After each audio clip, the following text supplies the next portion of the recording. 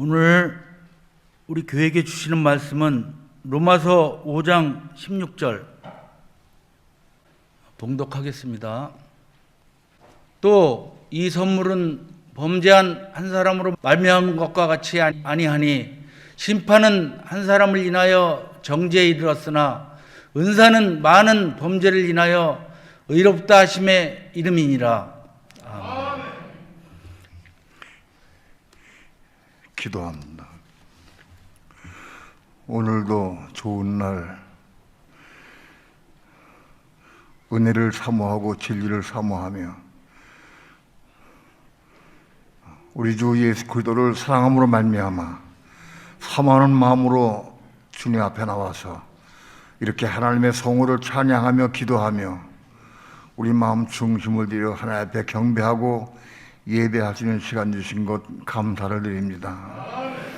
이 시간도 우리 예배를 받으시고 하나님 하늘에서 영광 찬양 받으시옵시며 오늘도 하늘문을 활짝 여시고 생명의 빛을 비춰주시며 생수를 내려주시고 생명의 떡을 먹을 수 있도록 축복해 주시옵소서. 부족하고 연약한 종 붙잡아 주셔서 하나님의 거룩하신 말씀을 증거할 때 주 성령님 도우시고 인도하시고 역사해 주셔서 주의 거룩하신 말씀을 온전히 성령님의 감동 따라서 증거할 수 있도록 성령님 주장하시고 인도해 주옵소서. 이 시간 주께 맡기고 의지하며 예수님의 이름으로 기도합니다. 아멘. 제가 40세에 마음을 돌이키고 목사가 되기로 결심을 해서 신학교를 들어갔습니다. 그 전까지는 저는 목사가 되기 싫어서 도망 다녔어요. 피해서 목사가 안 되려고 애를 썼습니다. 그리고 늘 어머니를 원망을 했습니다. 어머니는 왜 내 인생을 어머니가 결정을 해서 왜 하나님께 바친다고 그랬느냐. 내 인생도 이 땅에 살아가지고 나와서 잘 살고 먹고 누리고 그게 살고 싶은데 왜 나를 목사를 되게 한다고 바쳤느냐. 그게 늘 원망스럽고 불평스러웠습니다. 그러나 아무튼 때가 돼서 제가 40대에 신학교를 가게 됐습니다. 신학교를 들어가면서 제가 제일 첫 번째 기도한 제목이 뭐냐 하면 두 가지가 있는데 돈 문제하고 잠 문제 이 두 가지를 하나님께 기도했어요. 그게 무슨 뜻이냐 하면 제가 돈을 너무 좋아했거든요. 돈을 너무 좋아하고 너무 사랑했기 때문에 근데 이 목사가 돼가지고 돈을 사랑하면 안 되는 걸 내가 알았어요. 우리 할아버님이 목사님이셨는데 굉장히 가난했거든요. 맨날 그 고모님들 때문에 돈 때문에 어려움 당하시고 그런 걸 내가 옆에서 다 지켜봤기 때문에 돈 문제가 아주 저는 심각했습니다. 그런데도 불구하고 제 마음에는 목사가 되면 돈을 초월해야 된다 그런 마음은 있었어요. 그런데 내가 워낙 돈을 좋아하기 때문에 초월을 할 수가 없어요. 그건 제가 알아요. 전 돈에 미쳤어요. 돈에 미쳐가지고 돈 사모하고 그렇게 해서 방황을 한 것이 한 4년 동안 아주 깊은 방황을 했습니다. 그런 과정은 제가 설교한 내용 가운데 좀 포함되어 있지만 오늘은 그런 말씀은 전하지 않고 결국은 제가 하나님 앞에 두 손 들고 내 돈 포기하겠습니다 하고 내가 두 손 들고 나왔습니다. 그런데 난 돈을 너무 사랑하기 때문에 난 돈을 이걸 내가 처리할 수가 없습니다.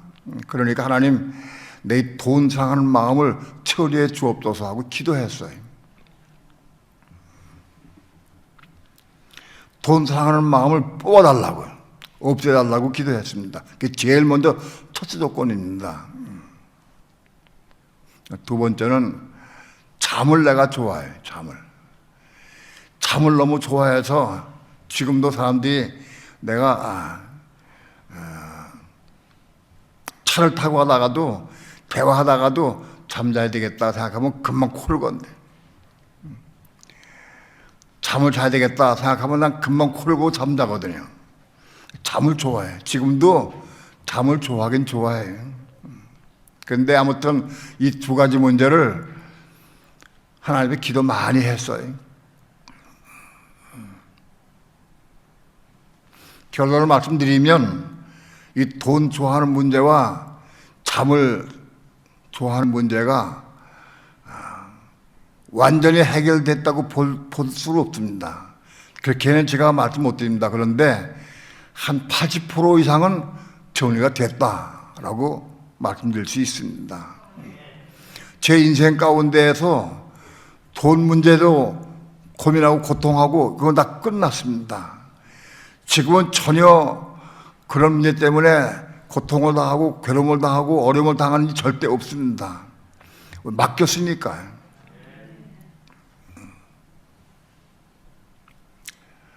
제가 어렵고 힘들 때마다 기도한 내용이 뭐냐 하면 하나님 어렵고 힘드니까 내일 아침 먹을 쌀이 없습니다.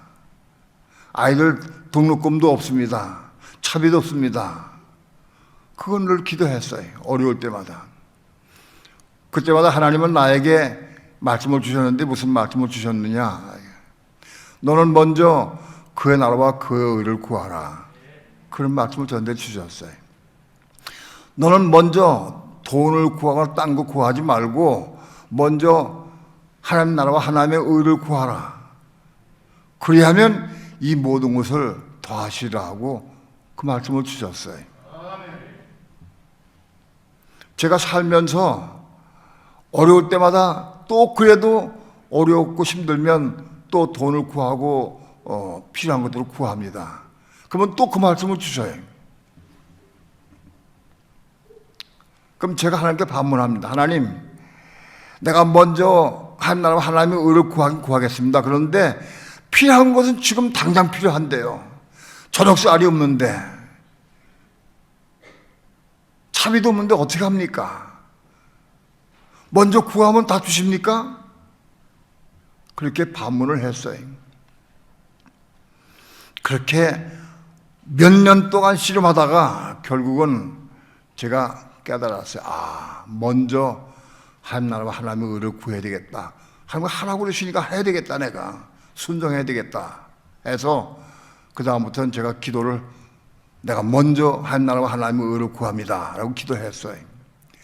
돈이 부족해도 다른 것이 부족해도 부족할 때마다 먼저 기도합니다. 하나님, 내가 먼저 하나님 나라와 하나님의 의를 구합니다 라고 기도합니다.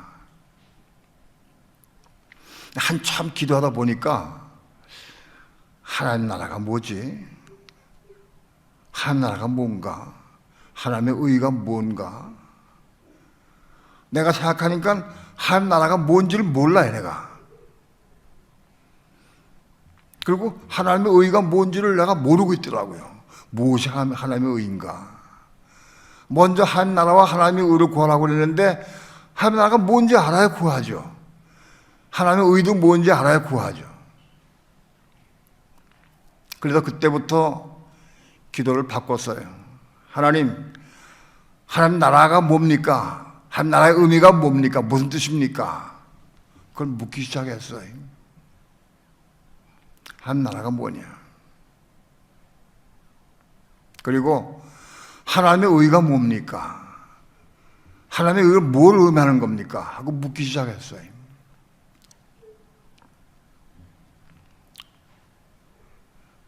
오늘 하나님 나라에 대해서는 제가 말씀을 드리지 않고 하나님의 의에 대해서를 말씀드리려고 합니다. 이 하나님의 의에 대해서는 지난주 금요일 날 말씀을 드렸는데 그 지난주 금요일 날 드린 말씀을 이해하지 못하면 오늘 말씀을 이해할 수 없기 때문에 지난주에 말씀드린 말씀들을 간략하게 설명드리고 그리고 오늘 말씀을 증거하려고 합니다. 하나님의 의가 뭐냐? 하나님의 원하시는 뜻이 뭐냐? 그런 뜻입니다. 다시 얘기해서 하나님께서 천지 만물을 창조한 뜻이 뭐냐? 왜 만물을 창조하셨는가? 모든 사건, 모든 문제를 통해서 하나님 뭘 원하시는가를 우리가 알아야 된다.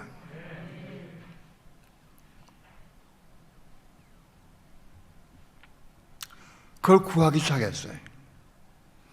그걸 구하고 지금까지 한 30여 년 이상 구했습니다. 이제 솔직히 얘기해서 이제는 하나님 나라가 무엇인지 하나님의 의가 무엇인지 말씀드릴 수가 있어요. 이제 깨달았어요. 말씀을 통해서 진리를 통해서 나에게 빛을 통해서 깨달았어요.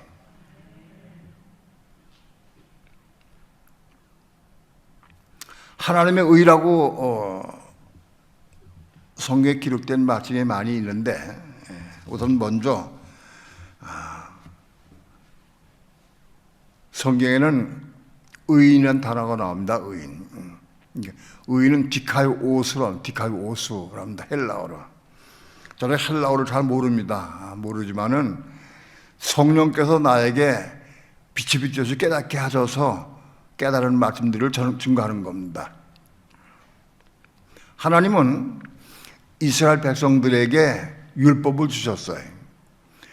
하나님 백성들은 이스라엘 백성들에게 율법을 주셨는데 그 뜻은 뭐냐 하면 하나님의 백성, 이스라엘 백성이 하나님의 뜻대로 살기 원하여서 그 규례와 규범을 주신 거예요. 십계명을 주신 거예요. 그래서 하나님의 백성이 하나님의 원하시는 뜻을 따라서 살아가도록 율법을 주신 겁니다. 말씀을 주신 거예요. 하나님을 섬겨라. 우상을 섬기지 말아라. 하나님 망령 때 일컫지 말아라. 안식일을 지켜라. 부모를 섬겨라. 살인하지 말라. 간음하지 말라. 이웃 비방하지 말라. 미워하지 말라. 판단하지 말라. 정죄하지 말라. 이런 말씀들을 많이 주셨어요. 그것은 사람들이 살면서 그렇게 살지 않도록, 미워하지 않고 판단하지 않도록 살게 하는 것이 한 뜻이에요. 그런 규례와 규범을 주신 거예요. 율법을 주신 거예요. 이스라엘 백성들에게.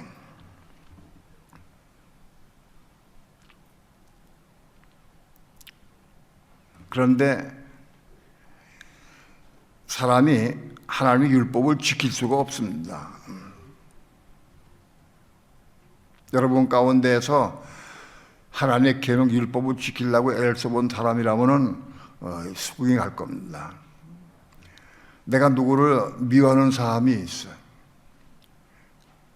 원수진 사람이 있어요. 그런 사람을 우리 믿는 사람이 원수진 것을 그래 안고 살면은 마음이 불안하고 답답하고 괴로워요. 그래서 내가 그를 원수 같은 사람을 내가 품고 내가 용서해야 되는데 그런 마음 갖기도 어렵지만은 또 실제로 그런 마음을 가지려고 애를 써서 아무리 잘 결심을 한다 하더라도 그 이룰 수가 없어요. 아무도 원수를 사랑할 수가 없어요. 판단하지 마라, 정죄하지 마라, 비방하지 마라. 이런 모든 규례들을 지킬 수가 없어요. 지켜지지가 않습니다. 로마서 3장에서 어떤 육체라도 하나님의 율법을 이룰 수 없다라고 규정했어요. 어떤 육체를 가진 사람이라 할지라도 그가 힘이 있고 능력이 있고 지식이 있고 많이 배우고 많이 아름다운 마음을 갖고 있다 할지라도 율법을 이룰 수 없다. 율법을 이룰 수 있는 육체는 없다라고 규정해서 말씀했어요. 어떤 사람도 하나님의 율법을 이룰 수가 없는 겁니다. 먼저 창세기로 올라가서 하나님께서 아담에게 넌 동산에 있는 모든 나무 실과를 먹되 동산 중앙에 있는 선악을 알게 하는 나무는 먹지 말라라고 말씀했어요. 그걸 먹는 날은 정령 죽으리라 하고 말씀했어요.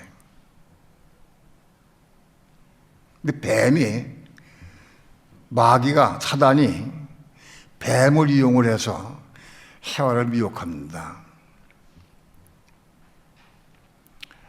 뱀을 이용해서 해와를 미혹했습니다.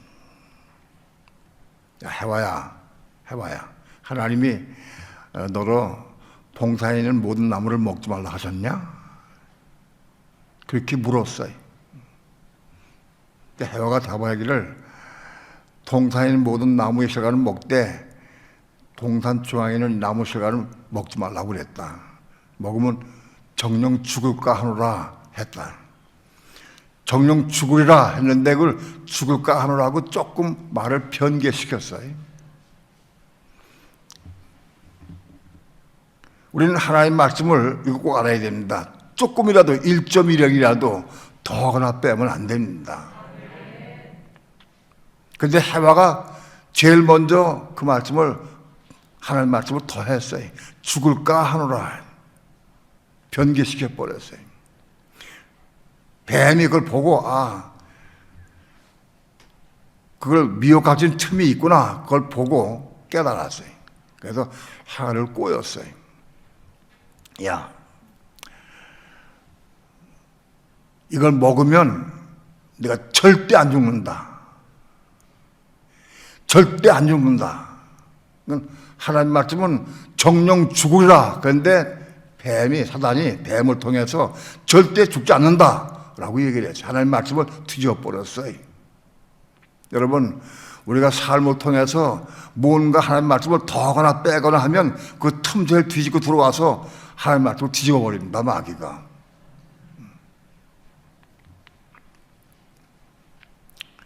그리고 뱀이 말하기를 네가 이걸 먹는 날에는 너 눈이 밝아져서 선악을 너희가 알게 될 줄을 하나님이 아셔. 하나님도 아셔. 그래서 너희가 이걸 먹으면 눈이 밝아져가지고 선악을 알게 돼서 너희가 하나님같이 된다. 그걸 하나님이 아셔. 그걸 먹으면 하나님같이 된다고, 하나님같이 된다고. 그렇게 꼬였습니다. 그걸 먹으면 저는 죽는다고 말씀했는데 불구하고 뱀이 꼬임받은 그 말을 듣고 해와가 벌써 미혹을 당했어요. 미혹당해서 그 선악과를 가만히 쳐다보니까 그 과일이 먹음직도 하고 보암직도 하고 그거 먹으면 지혜롭게 하고 탐스럽게 할 나무 같아. 너무 보기도 좋고 먹음직스러워요. 그래서 그걸 따서 먹었어요. 먹고 그걸 남편에게 줬어. 해와가 남편이 아담에게 갖다 줬어요. 그래서 아담도 그걸 해와가 준 걸 먹었어. 같이 먹었어요. 그래서 둘이 선악과를 먹었습니다. 여러분, 우리는 이건 꼭 알아야 됩니다. 선악과가 뭐냐? 그 선악과는 바로 사단 마귀의 본체입니다. 독입니다. 선악과를 먹는 순간 사단의 마귀의 속성이 속에 쏙 들어왔어요. 우리 속에 들어와가지고 우리 몸을 점령해버리고 우리 마음도 점령해버렸어요. 우리 몸과 마음을 점령해서 죄로 물들게 했어요. 사단의 본체는 죄인데 그 죄로 우리의 육체가 혹은 우리 마음이 점령당해버렸어요. 그래서 죄로 물들어버렸어요. 선악과를 먹은 모든 인류, 아담의 후손, 아담과 해와의 후손은 전부 이 선악과 독을 안고 태어나게 돼 있어요. 그러니까 태어날 때부터 우리는 선악과의 독을 안고 본질적으로 그 독을 안고 태어나게 돼 있어요. 아담과 해와의 몸, 그 육체 속에 마귀의 독이 물들어 있는데 자식을 낳아도 똑같이 자식 그렇게 물든 자식이 난다. 죄로 물든 자식이 나오게 돼 있어요.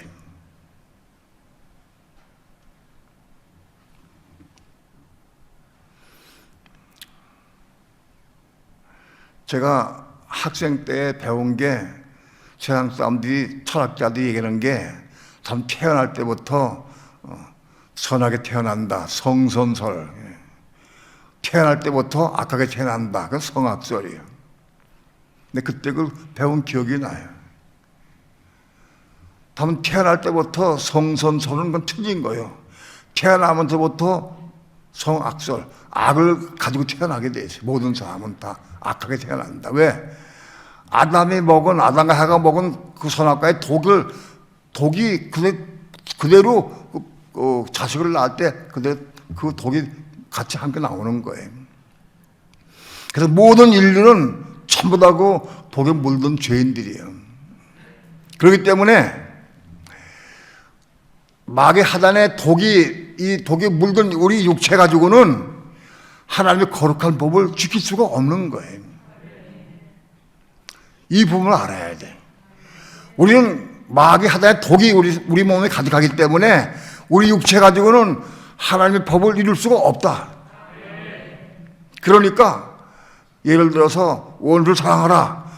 그건 죽었다 깨도 안 돼. 할 수 없어요. 100번을 죽었다 깨도 원수를 사랑할 수가 없는 거예요. 사랑해 줄 수가 없고 사랑할 수도 없고 하지지가 않아요. 원수를 미워하게 돼 있어요.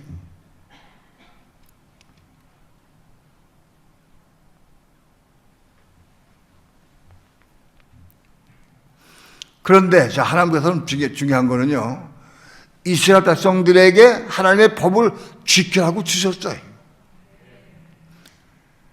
하나님께서 이스라엘 백성들에게 그걸 너 이거 지켜라 하고 주시면 잘 지킬 것이다 라고 알고 주신 것은 아니에요. 왜? 그들은 선악과의 독이 다 퍼져서 마귀 하나의 독이 가득 차기 때문에 그들 육체가 가진 이 법을 지킬 수 없는 걸 하나님 아셔요. 그럼에도 지키라고 주셨어요.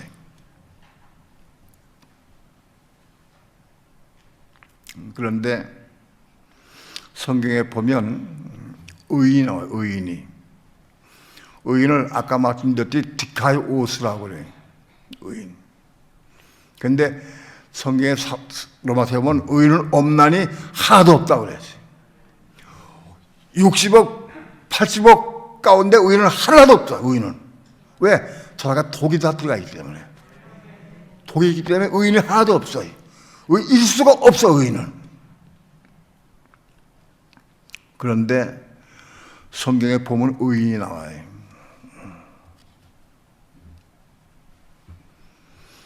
창세기 3장에서 3장, 4장이 쭉 연결되면서 가인이 아벨을 죽였어요.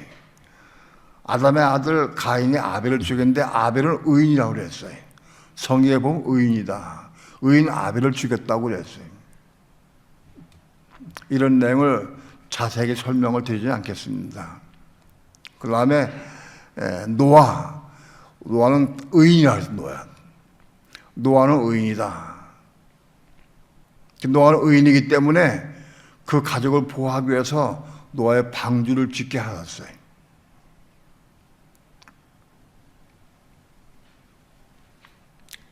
신약에 와서도 누가복음 1장에 사가랴 제사장이 있었는데 그 제사장과 그 아내 엘리사벳이 의인이다. 하나님의 규례와 법도를 잘 지키는 의인이었다고 그랬어요. 또는 고린도전서 10장에 보면 고넬료도 의인이었다. 로마의 백부장인 고넬료도 의인이었다. 왜? 그가 유대인을 사랑하고 유대인을 위해서 회당을 지어주고 구제를 많이 하고 옳은 일을 많이 했어. 그리고 의인이었다. 구약에도 신약에도 의인이라는 단어가 나옵니다. 전 이것 때문에 한참 고민했어요. 어떻게 의인이 있을까? 의인은 하도 없다는데 왜 여기는 의인이라고 그랬을까? 이걸 알 수가 없어요. 로마서 3장에 보면은 의인은 없다고 돼 있는데 여기 의인이라고 분명히 돼 있거든. 의인이라고. 이게 무슨 뜻이냐? 하나님께서 규례와 법도를 주셨어요. 이스라엘 백성들에게. 그 수만 수천 가지 법도를 주셨는데 그걸 다 지켜서 하면 없는 거예요. 그럼에도 불구하고 그 삶을 통해서 그래도 의롭게 살고 하나님 말씀대로 살라고 애를 쓰고 사모하고 기도하면서 사모하고 사랑하는 사람들을 하나님께서 보고 그걸 의인이라고 지칭했어요. 하나님의 규례와 법도를 다 지켜서 의인이라고 한 게 아니라 하나님 명령한 규례와 법도를 지키려고 애를 쓰고 사모하는 사람들을 의인으로 지칭했어요. 마리아의 남편 요셉도 의인이라고 그랬어요. 누가복음에 보면은 요셉이 자기 아내하고 정혼을 했어요. 약혼한 거예요. 약혼을 했는데 결혼 아직 안 하고 잠자리 아직 안 했는데 어느 날 보니까 마리아가 애를 뱄어요. 애를 뱄어. 자기 약혼녀가 다른 남자의 애를 뱄다고 하면은 가만히 있을 수가 없잖아요. 속상하고 화가 나서 어떻게 요절을 내든지 아무튼 그건 안 갚으면 하고 싶은 마음이 있을 거예요. 그런데 요셉은 의로운 사람이라 이를 가만히 끊고서 했다 그랬어요. 자기 아내 될 약혼녀가 아기를 뱄는데 이걸 드러내서 광고고 말하면 그 당시에 법은 돌로 쳐 죽이게 돼 있어요. 그런데 이거를 가만히 끊고서 했다. 말없이. 그걸 보호하기 위해서 그가 무슨 연유로 하여튼 아기를 뱄는지 몰라도 그걸 보호하기 위해서 가만히 끊고서 했다고. 의인이기 때문에. 그 요셉은 의인이었다. 근데 그때 가만히 끊고서 할 때 하나님께서 천사를 통해서 요셉에게 말씀을 해주셨어요. 내 아내 데려오기를 두려워 말라. 그가 잉태된 것은 성령으로 잉태된 것이다. 성령으로. 그 아기가 앞으로 그리스도가 될 것이다. 한 걸 알려주셨어요. 요셉은 의인이기 때문에 하나님께서 가브리엘 천사를 통해 말씀할 때 그걸 받아들였어요. 받아들였어요. 그래서 그 말씀대로 아내를 데리고 왔어요. 그래서 데리고 와가지고 아기를 낳기까지 동침지 안 했다고 그랬어요. 그 예수 그리스도가 이 땅에 오시게 된 것은 의인 요셉이 있기 때문에 오시게 된 거예요. 만약 요셉이 의인이 아니고 육신적인 인간적인 감정을 가지고 그걸 화가 나서 드러냈다고 하면은 그리스도가 이 땅에 오시기 어려웠을 거예요.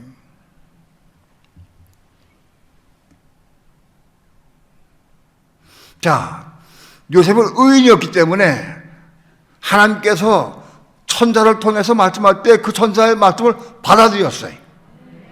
받아들였어요. 만일 요셉이 의인이 아니었다고 하면 감동이 상해가지고 속이 상해서 저 여자가 내 약혼녀인데 어떻게 아기를 했을까 이상하다. 감동이 상해 속이 상해가지고 판단을 정죄하고 미워했다고 하면 하나님께서 천사를 통해서 요셉에게 아무리 말씀을 전해줘도 요셉이 받아들일 수가 없어요. 무슨 소리입니까 그게? 어떻게 성령이 죄입니까? 보도 듣도 못하고 지금 한 번도 그런 얘기 들어보지 못했는데 어떻게 성령으로 아기를 했습니까? 그런 게 있을 수가 없잖아요. 한 번도 그런 역사상 그런 일이 없었는데 요셉은 의인이었기 때문에 하나님 말씀을 받아들일 수 있었다고 했어요. 의인이었기 때문에. 그래서 그리스도가 이 땅에 오시게 된 거예요.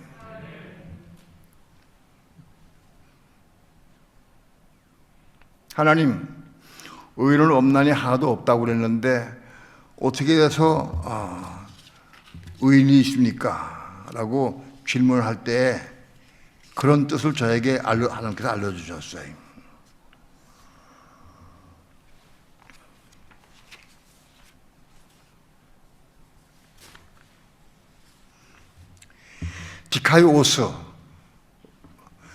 디카이오스한 뜻은 바로 그런 뜻입니다. 의인. 하나님 말씀이 많이 있어도 그 중에서 부분적으로 다 이룬 건 아니라도 그 말씀을 이루려고 애를 쓰고 사모하는 사람들이 의인이다.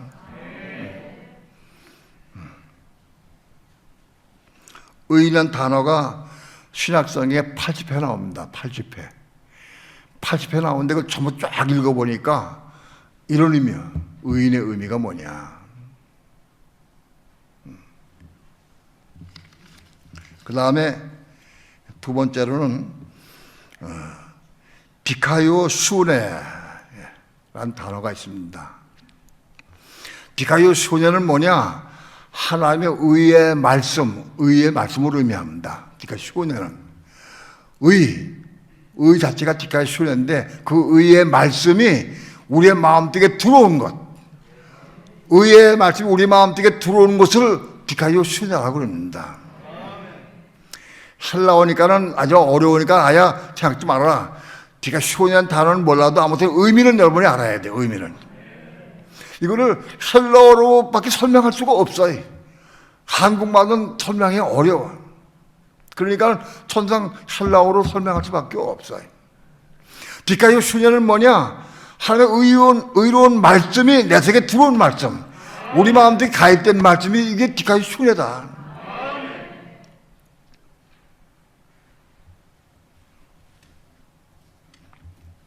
나는 우리 교회에서 많이 전한 말씀 중에 하나가 뭐냐 하면 아내들이여 남편에게 순종하고 복종하라. 그 말씀 많이 전했어요. 맨 처음에 전할 때 목자님은 우리 남편 알지도 못하고 순종하라고 그래. 그리고 그 말씀을 안 받아들여요. 왜? 남편이 속을 새기고 돈도 벌어주지 않고 가정 돌보지 않고 그런데 어떻게 남편이 순종해? 목사가 아무리 순종하라 그래도 순종할 수 없어. 순종하고 싶은 마음도 없어. 순종할 수도 없어. 하기 싶지도 않아. 그래서 그 말씀을 안 받아들여. 내가 아내들은 남편이 순종하는 말씀을 수십 차례 해서 많이 했어요. 나중에는 어떤 분이 화를 내서 우리 목사 할 말도 없나 봐. 맨날 그만 하지. 아내들에게 남편이 순종하는 말만 하지 맨날 할 말이 없는가 보다. 그 화를 내. 화를 내거나 말거나 나는 할 말 하는 거예요. 욕을 하든 나는 성령의 감동 얻다는 오늘대로 하는 말씀 전하는 거예요.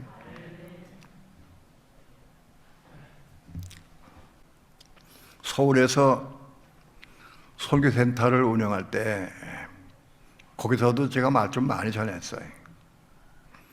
어떤 분이 전사님, 여자 전사님 한 분이 그 왔다가 말씀에 은혜를 받았어요. 말씀 은혜 받아가지고 야 말씀이 너무 좋다. 그런데 나중에 한마디만 걸렸어요. 끝날 쯤에 내가 아내든 남편에게 순종해야 된다. 복종해야 된다 하는 걸 전하니까 그 막 속이 상했어요. 그날 아침에 어쩌게도 남편하고 대판 싸우고 왔는데 그런 남편에게 어떻게 순종하고 복종을 해.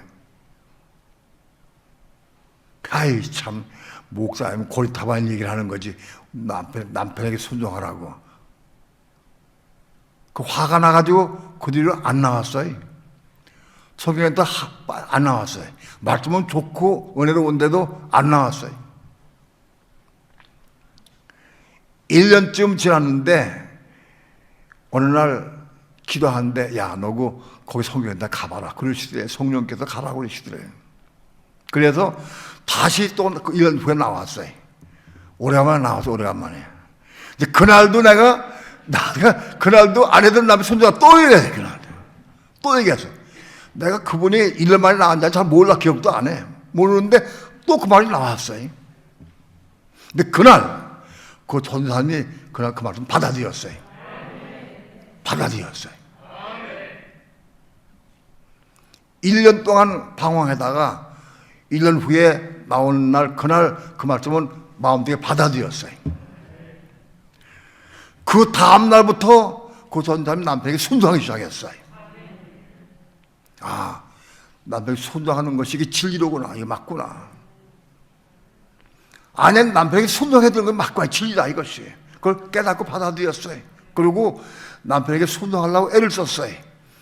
순종이 잘 안 돼. 그 말씀부터 기도하는 거. 하나님 내가 남편에게 순종하기 원합니다. 내 들은 받은 말씀 가지고 붙잡고 기도하는 거예요. 그 막 변화가 되기 시작해요. 변화가 되었어요. 아마도 제 기억으로는 한 4개월인가 한 5개월 좀 후에 우리 성교회에 그 아내와 남편 같이 나왔어. 같이 나와가지고 간증하는 거예요. 내가 남편이 손상했더니 남편이 마음도 감동받아 여기 왔습니다. 나도 끌고 왔어요. 그동안에는 남편 아무리 이를 데려오려고 아무리 애고 예수 믿자고도 안 믿었는데 자기가 순종한 걸 통해서 다 왔다는 거예요. 같이 왔대나 남편이. 그런 감동을 들었어요. 중요한 것은 하나님 말씀을 내 마음속에 받아들여야 돼. 율법 계명 말씀을 내 마음속에 받아들여야 한다고. 그게 디카이오 순회다.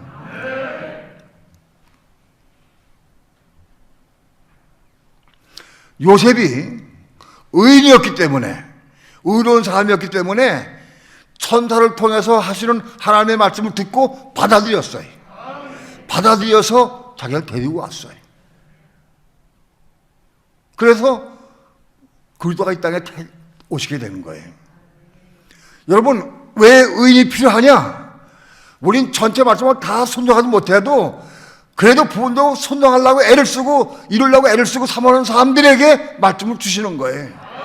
하나님 말씀 우리 속에 누구에 가했더느냐? 의인들에게. 의롭게 살려고 애를 쓰고 사모하는 사람들에게 말씀이 들어오는 거예요. 요셉이 만일 의인이 아니었고 악한 사람이었다고 하면은 하나님 말씀 받아들이지 않았을 거예요. 아내를 데리고 올 수가 없어요. 그러나 의인이었기 때문에 하나님 말씀을 받아들이셨던 거예요.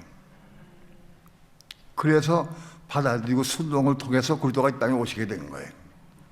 오늘날 우리 신앙생활 가운데, 교회생활 가운데에서 교회생활하면서도 의인들이 있어요. 의인들. 말씀을 읽거나 듣고 보고 많이 듣고 많이 깨닫고 그런 사람들이 말씀을 이루고 지키려고 애를 쓰고 사모하는 마음으로 기도하는 사람들이 있다. 그 의인이다. 그것이. 그 의인들에게 하나님 말씀이 들어간다. 가입된다. 의인들의 마음속에 하나님 말씀이 들어온다는 거예요.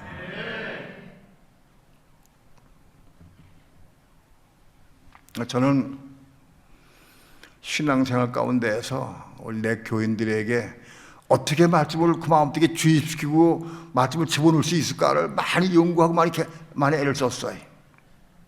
그런데 그게 나에게 있질 않아요. 내가 할 수 있나 되는 게 아니에요. 말 잘하고 설득하는 게 되는 게 아니에요. 나에게 있지 않아. 본인이 의인 되어야 말씀 받을 수가 있는 거예요. 내가 의롭게 살려고 애를 쓰고 사모 기도한 사람들에게 말씀 들어가는 거예요. 뒷가에 순회가 이루어지는 거예요.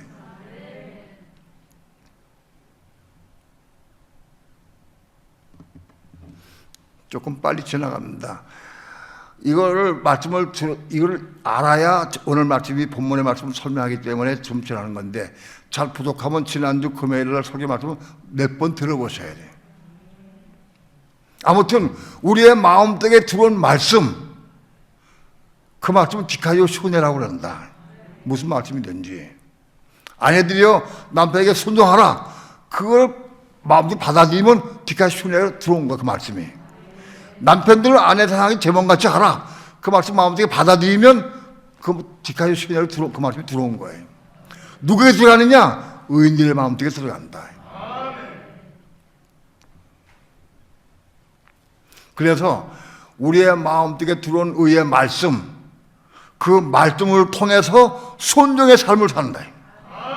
그 말씀을 붙잡고 기도하면서 순종의 삶을 살 때에 그것이 디카이오 5라고 그런다. 디카이오 5. 디카이오 순회의 말씀, 내 속에 들어온 말씀을 내가 붙잡고 기도하면서 은혜 안에서 순종의 삶을 살 때에 그거를 이룰 때에 디카이오 5를 이룬다고 합니다. 디카이오 5.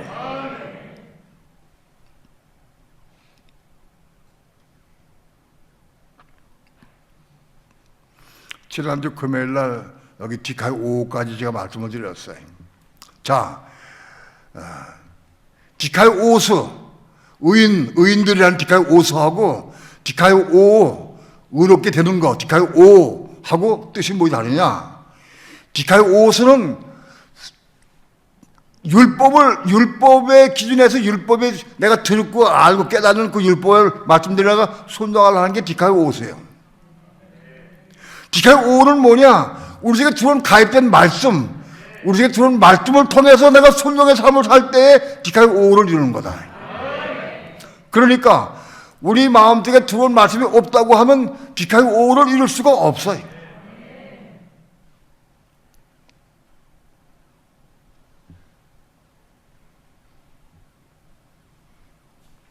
아브라함이 이삭을 제단에 드릴 때에 행함으로 아들 이삭을 제단에 드렸어요. 그게 디카요 5다. 성경 말씀 그렇게 이해되어 있어요. 아브라함이 자기 아들 이삭을 제단에 드릴 때에 행함으로 드렸다. 그게 디카요 5를 이뤘다. 그런 일. 하나님의 음성을 듣고 너 내 아들 독자 이삭을 머리 하나 번제를 드리라 하는 음성을 듣고 순종했어. 그 말씀 순종해서 이삭을 제단으로 드렸어. 그게 디카요 5를 이룬 거다. 그렇게 오늘 우리의 마음속에 들어온 말씀을 내가 받아들이고 그 말씀을 순종할 때에 디카요 5를 이루는 거다.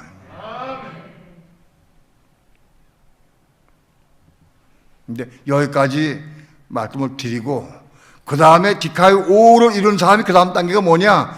디카요 5 말을 이뤄야 된다. 디카요 5 말. 디카요 5를 이룬 사람들이 디카요 5 말을 이룰 수 있다. 디카요 5마가 뭐냐? 우리 신앙생활의 정점입니다. 목표입니다. 목표. 요한계시록 19장 8절 한번 봅시다. 요한계시록 19장 8절 다 함께 합독합니다. 시작. 그에게 허락하사 빛나고 깨끗한 생화포를 입게 하였은즉 이 생화포는 성도들의 옳은 행실로다 하더라. 우리 예수 믿는 성도들은 그 신분이 혼이 겁난 사람, 속사람이 신분이 뭐냐? 다 처녀입니다.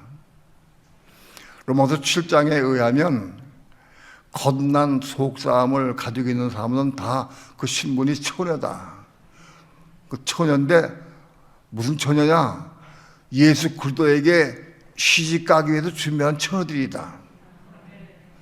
마태복음 25장에도 미련한 처녀와 슬기로운 처녀가 있는데 미련한 처녀는 등만 가지고 있고 슬기로운 처녀는 등과 함께 그릇에 기름을 담아서 가져갔다고 그랬어요. 예수 믿는 사람은 다 신분이 처녀들이다. 남자도 처녀고 여자도 처녀 다 처녀예요. 누가? 혼이 겁난 속사람 있는 사람이. 속사람은 신분이 처녀입니다. 나도 83 먹은 노인네지만 내 신분은 처녀입니다. 나는 굴뚝에 시집가기 위해서 지금 귀한 처녀다. 그렇게 그 신분을 우리가 알아야 됩니다.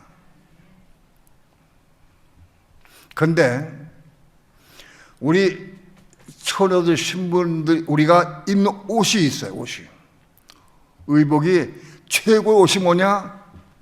이게 세아포 옷이에요. 이 세아포 옷을 입는 게 우리의 최고의 목적이다.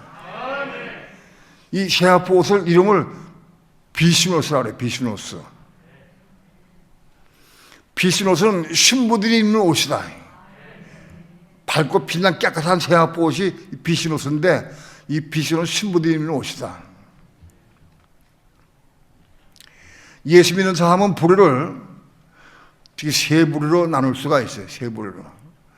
예수 믿는 신앙하는 사람들 가운데에서 바깥들 신앙, 성전에 속하면 바깥을 신앙하는 사람이 있고 성서의 신앙에 속한 사람들이 있고 지성서에 속한 신앙하는 사람들이 있어요.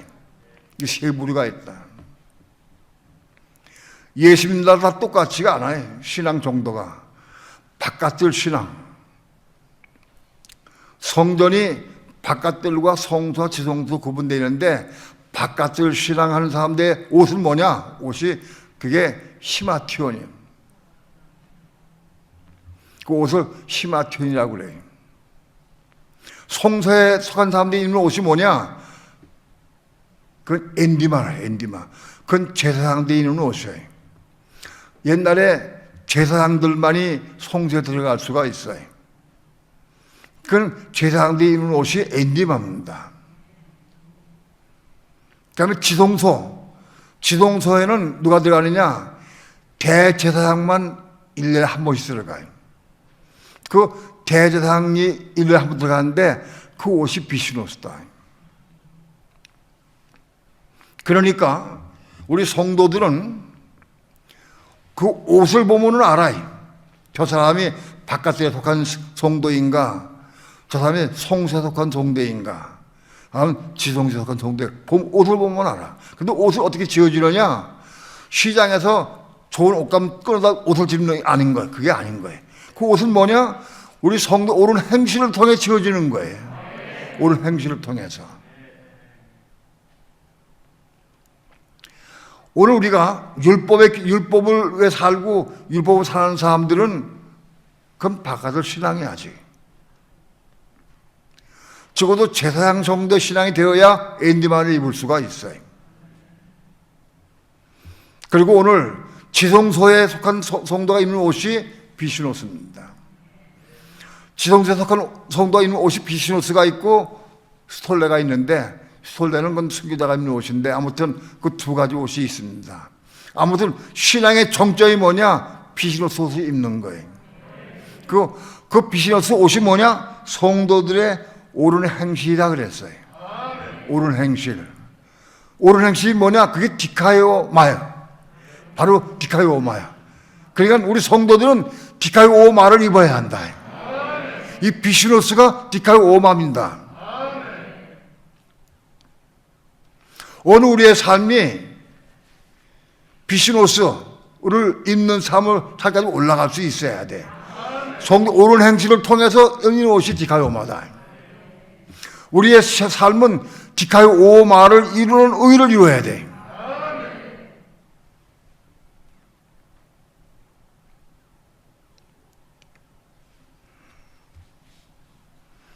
디카이오마에 대해서 좀 더 설명을 드리겠습니다. 오늘 본문의 말씀 봅시다. 로마서 5장 16절. 어떻게 디카이오마를 이루느냐? 디카이오마가 무슨 뜻이냐 하는 것을 우리가 잘 봐야 됩니다. 로마서 5장 16절 다 함께 합독합니다. 시작.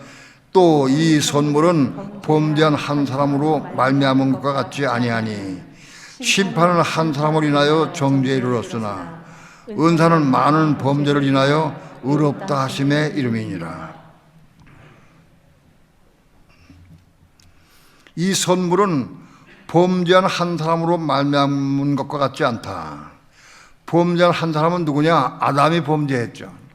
아담 해와가 뱀의 꼬임 받아가지고 하나님께서 먹지 말라는 선악과를 따먹었어요. 그리고 범죄했어요. 범죄한 한 사람으로 말미암은 것 같지 않다. 범죄 한 사람이 범죄함으로 말미암아 모든 사람이 이게 심판이 이르렀어요. 그래서 다 정죄에 이르렀다.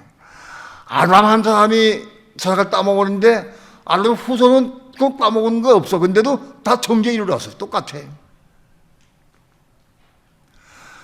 죄는 아담과 하와 한 사람이 지었는데 그 후손 주 오늘 80억 인구가 다 죄인이 된 거예요. 그 한 사람 때문에 우리 다 정죄에 이르는 거예요. 그런데 그 다음 절이 중요합니다. 은사는 많은 범죄를 인하여 의롭다 하심의 이름이니라. 은사는 뭡니까? 하나님의 은혜의 선물이에요. 은혜의 선물은 많은 범죄를 인해서 의롭다 하심에 이른다. 이게 난해한 구절이에요. 아니 죄를 많이 지어야 디카이오마를 이룬다는 거예요. 여기 의롭다 하심에 이런 거는 바로 디카이오마입니다. 범죄를 많이 해야 디카이오마 이룬다는 거예요. 이게 납득이 안 가요.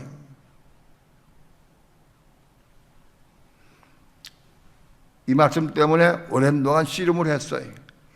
이해가 안 됐어요.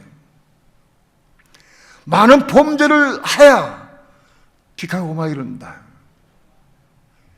살인, 강도, 죄를 많이 지은 사람들은 딕하고 막 이러느냐? 그런 뜻은 아니.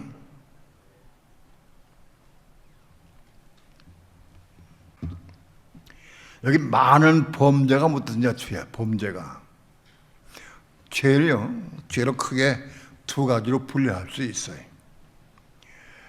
죄로 분류하면은 자, 하나님의 말씀을, 명령을 어긴 죄, 명령을 불순종한 죄를 파랍토마라고 그래, 파랍토마.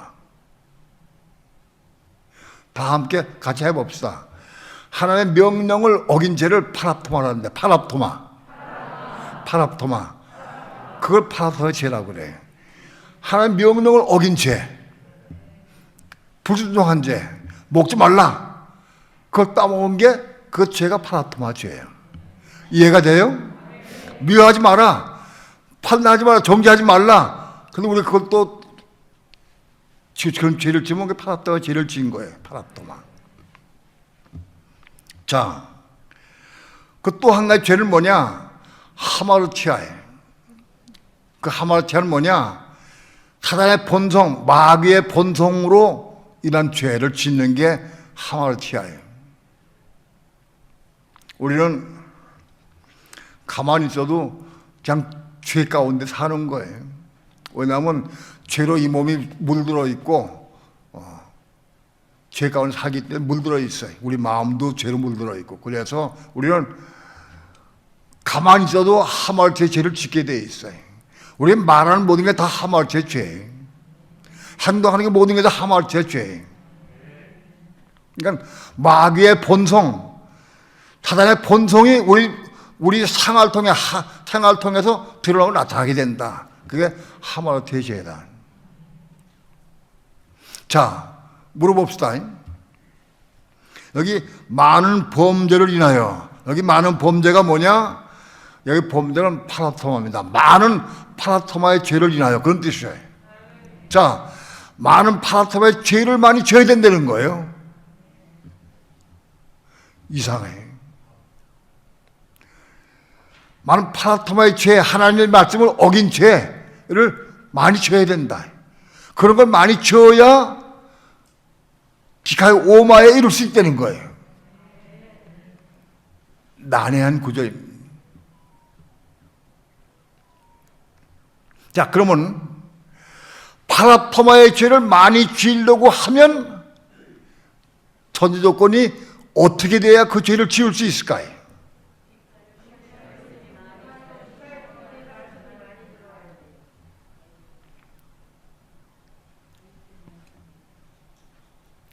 중요한 것은 파랍토마의 죄를 많이 지으려고 하면 전제 조건이 우리의 마음속에 하나님의 계명 말씀이 들어와 있어요. 많이 들어와 있어야 돼.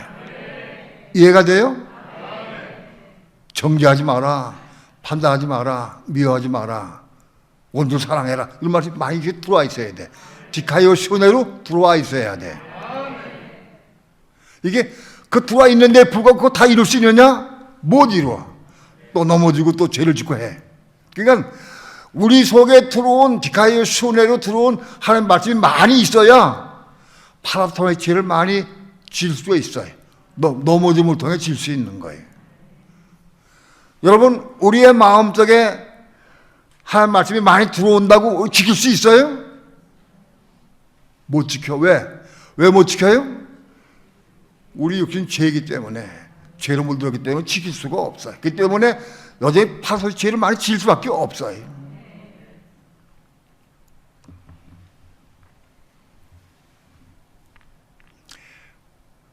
성경에서 많은 범죄를 지은 사람 중에 대표적인 사람이 누구냐? 누가 많은 죄를 지었느냐? 대표적인 사람. 바울이요.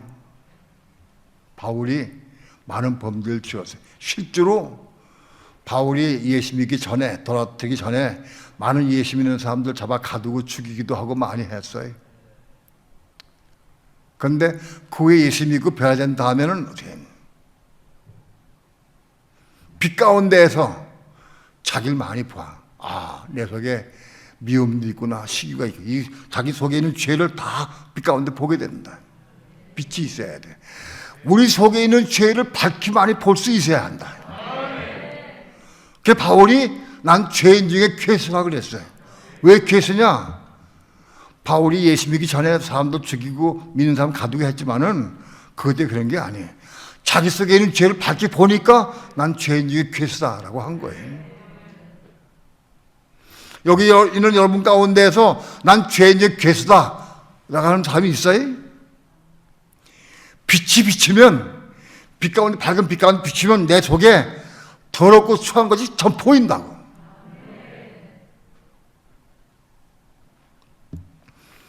내 속에 더럽고 추한 게 보이는 사람은 다른 사람을 정죄할 수 없어요. 왜? 내 속에 죄가 가득하니 보이니까. 내 속에 죄가 있는 걸 못 보는 사람은 끊임없이 남을 정죄 판단합니다. 미워하고.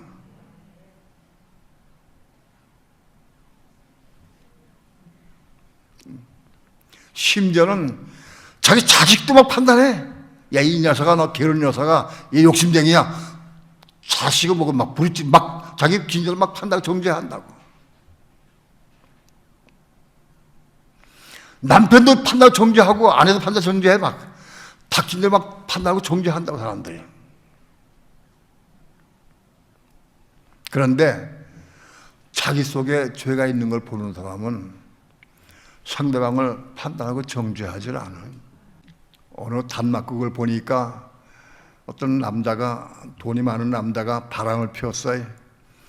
젊은 자가 바람을 피고 난리 나고 그랬어요. 한동안 괜찮았는데 나중에 보니까 자기 아내가 바람 피웠어요. 그걸 깨달았어요. 자기 아내가 바람 핀 걸 발견했어요. 그래가지고 난리를 치고 야단치고 막 욕을 하고 그랬어요.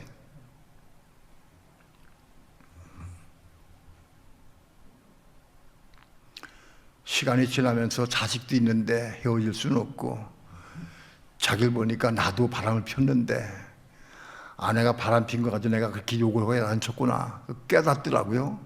그게 성경도 아니 깨닫더라고. 그래서 둘이 화합해가지고 서로 용서하고 같이 잘 살더라고. 자기 죄를 보니까, 내가 바람 피운 죄인이니까 자기 아내도 용서할 수가 있는 거예요. 여러분, 우리 속에 죄가 가득해. 내가 비록 행동으로 저질지 않았다 할지라도 이 죄가 있어. 미움도 있고 시기, 질투, 원망, 불평, 판단, 정죄, 가는 방탕 이런 거 꽉 차 있어 우리 마음속에. 이거 보는 순간 보는 사람은 다른 사람 정죄할 수 없어요. 왜? 여태 죄가 가득하니까.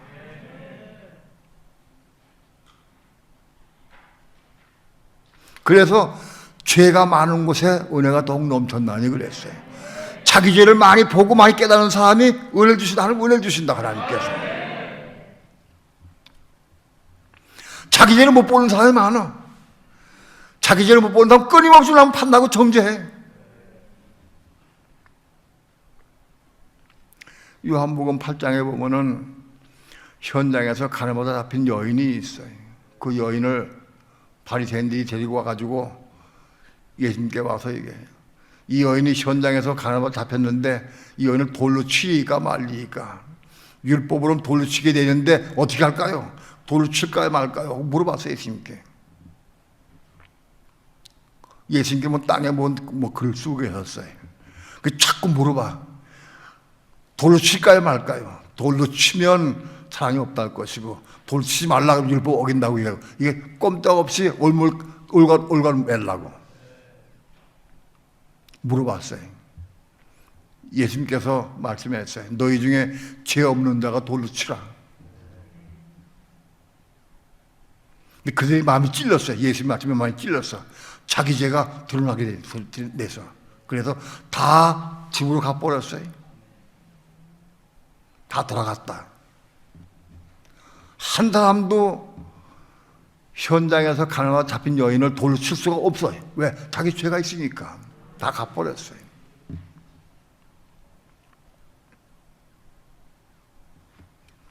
오늘 나는 어떻습니까? 우리는 어떻습니까? 누가 범되고 죄를 졌을 때 나는 그를 판단하고 정죄하고 비방합니까? 아니면 돌아갑니까? 돌로 칩니까? 여러분, 남편이, 아내가, 가족이, 형제가, 이웃이 잘못했을 때에 그를 잘못을 지적하고 야단치는 사람은 돌로 치는 사람이에요. 돌로 치는 사람이에요. 자기 속을 보고 자기를 아는 사람은 돌로 칠 수가 없어요. 그냥 무릎 꿇고 기도하고 그를 위해 기도해주고 자기 죄를 위해 기도할 수밖에 없어요.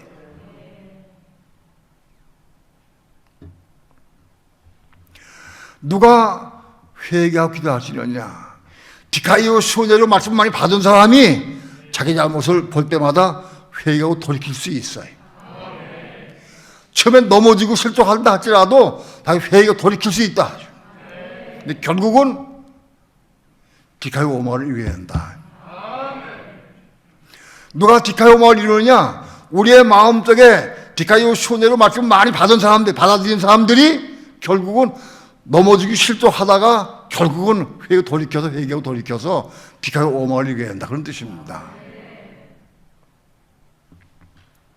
우리의 속에 디카이오 수녀로 말씀 많이 받아들이려면 어떻게 해야 돼? 어떻게 받을 수 있어요?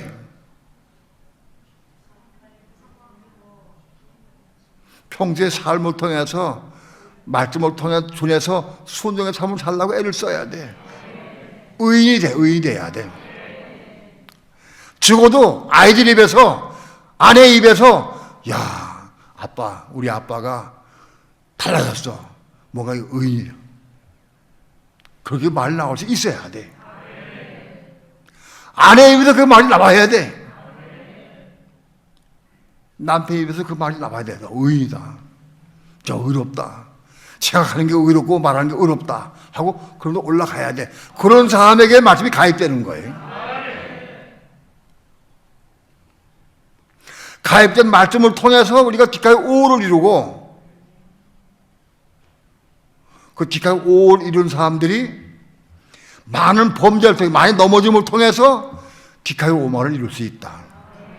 그러니까 전제 조건이 우리 마음속에 디카이오 소녀로 말씀 많이 받아들인 사람이라야 디카이오 5를 이루고 결국은 디카이오 5마를 이룰 수 있다. 죄와 보호를 입을 수 있다는 거예요.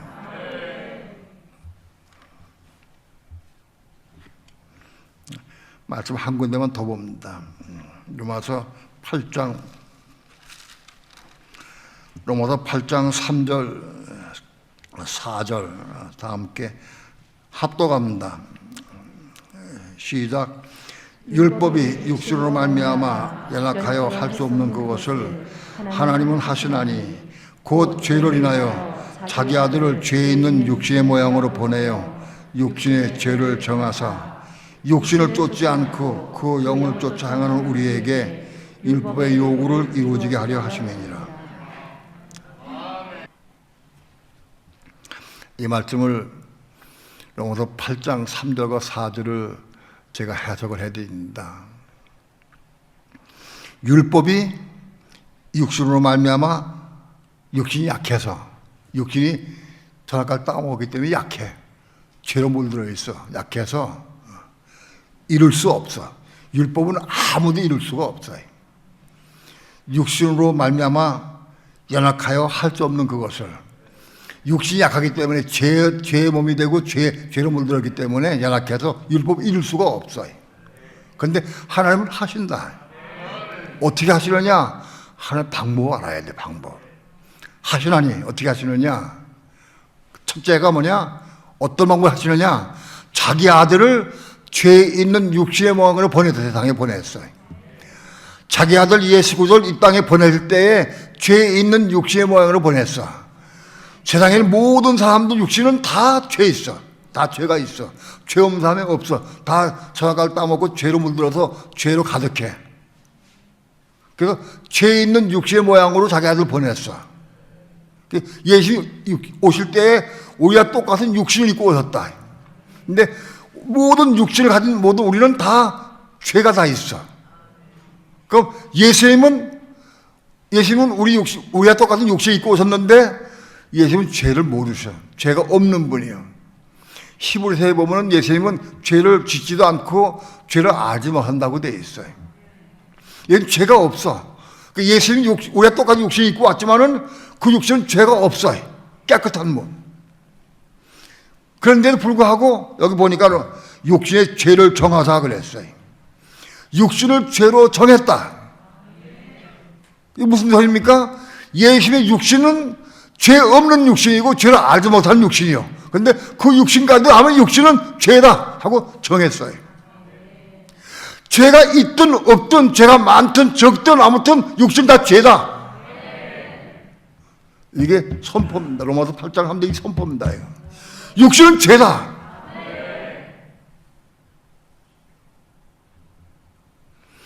죄를 많이 졌든 적게 졌든 죄가 있든 없든 아무튼 육신은 다 죄다.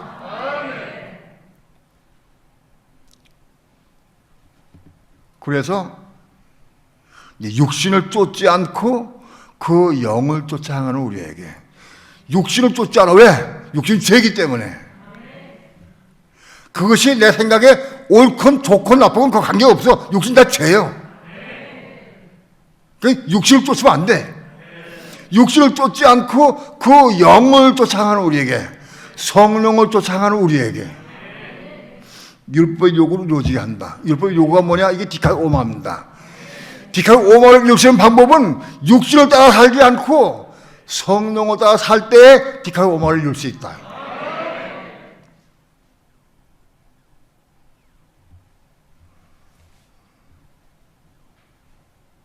오늘 우리는 아침 눈 뜨면서 잠잘 때까지 사는 삶을 돌이켜보면 내가 어떤 삶을 살았느냐.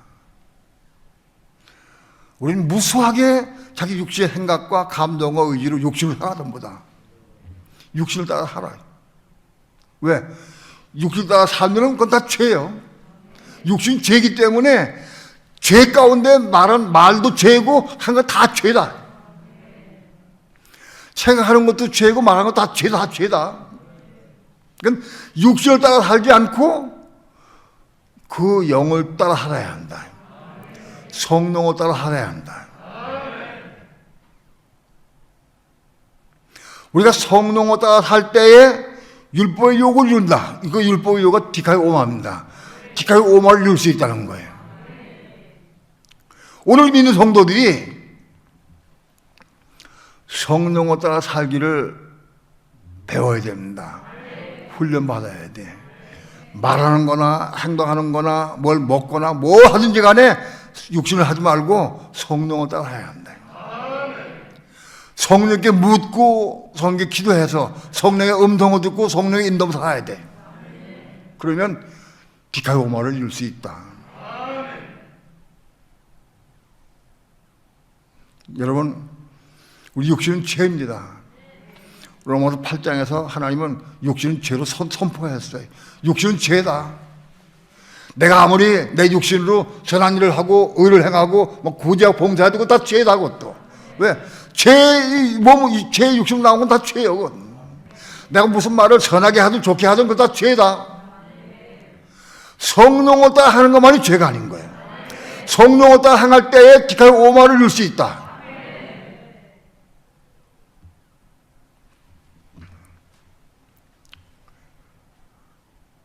그런데 성령을 따라 사기가 쉽지가 않아. 어려워요. 왜?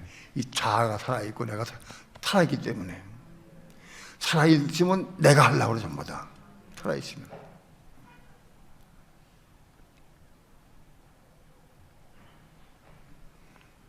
결론은 우리 믿는 성도들은 내 생각, 내 방법, 내 의지를 살지 아니하고 성령을 따라서 순종의 삶을 살 때에 디카이 오마를 이룰 수 있다.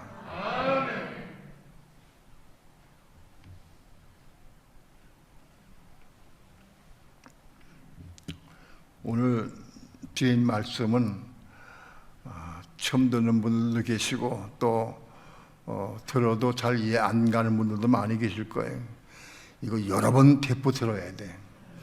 여러 번 들어야 돼. 그리고 붙잡고 기도하면서 깨달을 때마다 기도하면서 들어야 돼. 내가 교회 기도 모임 방에 카톡방에 내가 올렸어요. 우리 그 부산의 김영춘 집사님이 간증한 걸 내가 올려뒀어요. 금요일 저녁에 예배드릴 때 이 말씀을 전했는데 이거를 거의 완전히 소화시켰더라고요.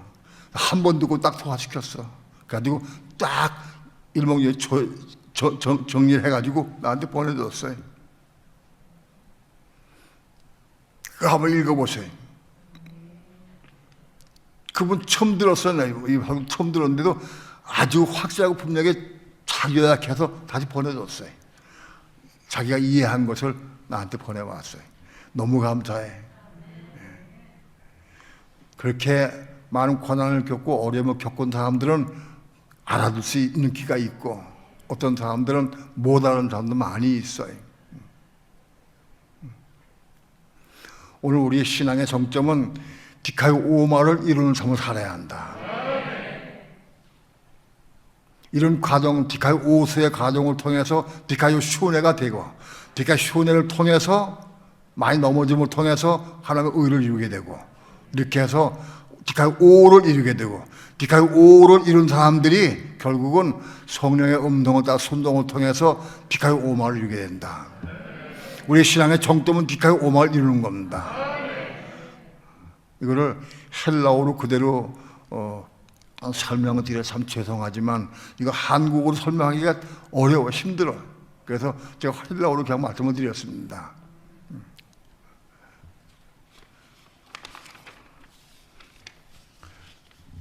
우리의 신앙을 위해서 꼭 이거를 몇 번 들어보시고 자꾸 들어보시면 들을 때마다 새로워질 거예요. 아마. 그래서 완전히 소화가 돼가지고 정말 이 말씀을 잘 기도해서 디카요 슈네가 이 세상에 쫙 들어와야 돼. 이 말씀이 쫙 들어와요. 들어와서 디카요 슈네가 되고 그 말씀 이룰 때에 디카요 오를 이루고 디카요 오마를 이루게 된다. 기도합니다.